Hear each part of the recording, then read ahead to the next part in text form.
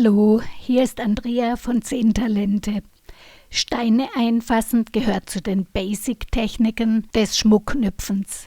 Ich zeige dir in diesem Video Tipps und Tricks, damit es sicher gelingt und du nicht frustriert bist. Wenn dich das interessiert, dann bleib dran. Zuerst ist es wichtig, dass du deinen Steinumfang genau misst.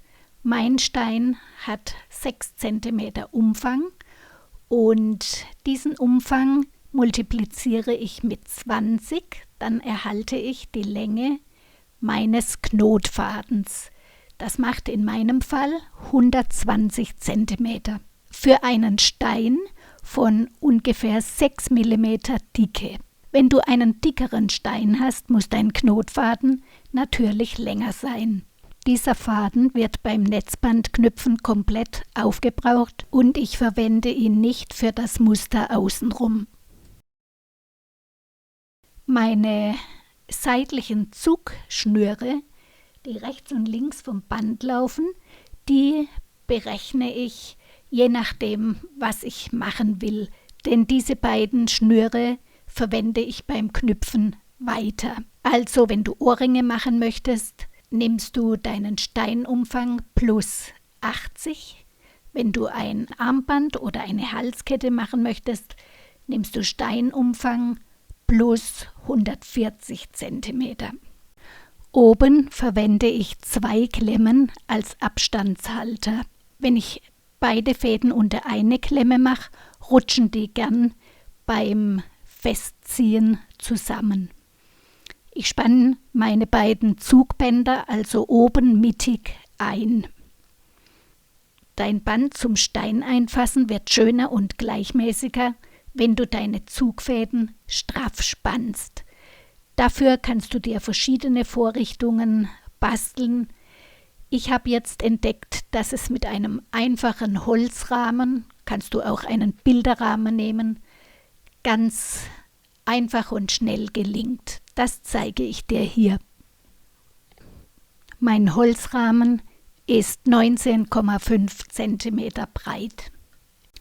Diese Wickeltechnik geht sehr schnell, sie hält sehr gut und du hast sie auch schnell wieder aufgemacht.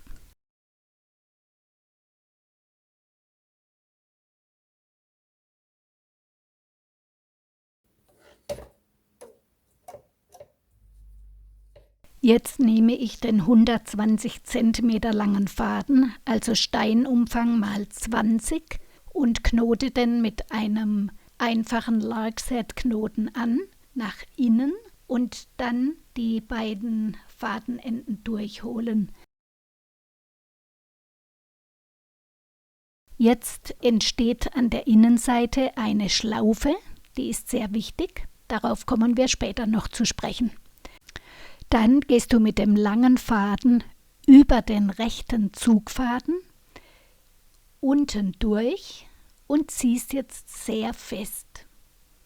So ungefähr, dass dein Band 1 cm breit ist, von Zugfaden zu Zugfaden.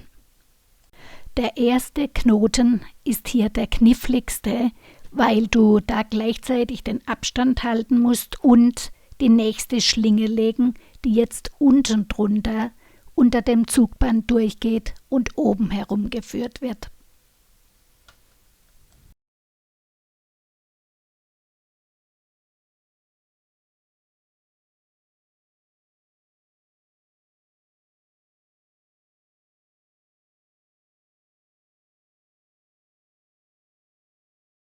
Dein Stein muss jetzt bequem zwischen diese beiden Schlingen passen.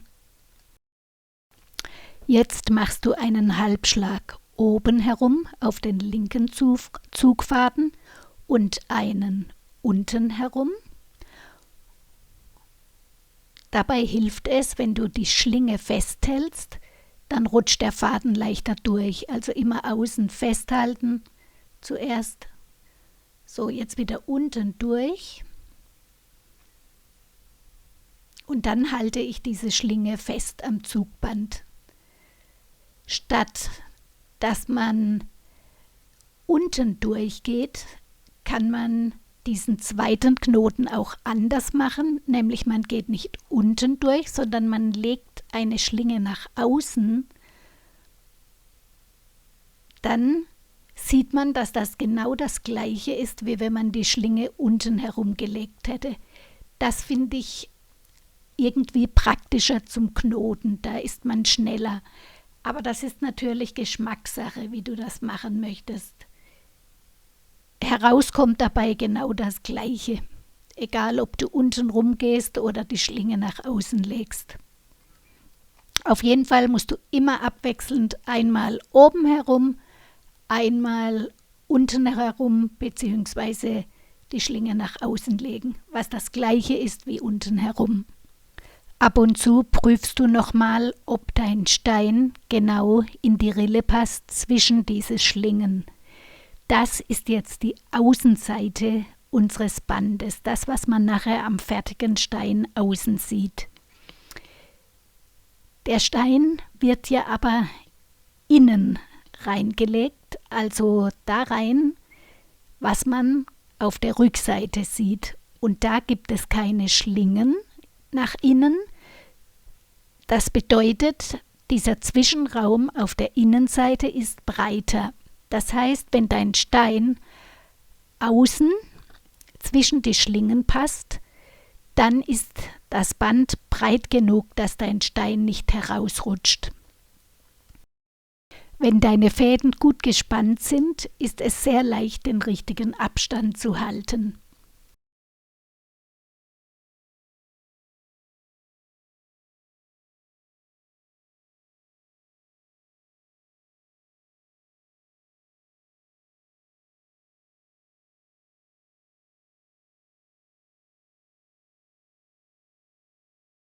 Wenn die Fadenspannung zu hoch ist, kannst du ja auch unten mal schnell die Klemme lösen und den Faden ganz leicht lockern. Wenn dein Knotfaden zu kurz ist, um noch weitere Knoten zu machen, ist dein Band normalerweise lang genug und reicht um den Stein herum, wenn du richtig gemessen und gerechnet hast. Das Band muss ein bisschen kürzer sein als der Steinumfang, denn man zieht es ja zu, oben und unten, also ist der Umfang kleiner als der Stein insgesamt. Jetzt drehe ich das Band so, dass die Innenseite ohne Schlaufen zu mir herschaut. Jetzt klemme ich das Band so ein, dass das Zugband, wo die beiden kurzen Knotfäden herauskommen, zu mir herzeigt. Dann nehme ich diese beiden Zugfäden und mache mit denen einen ganz normalen doppelten Halbschlag.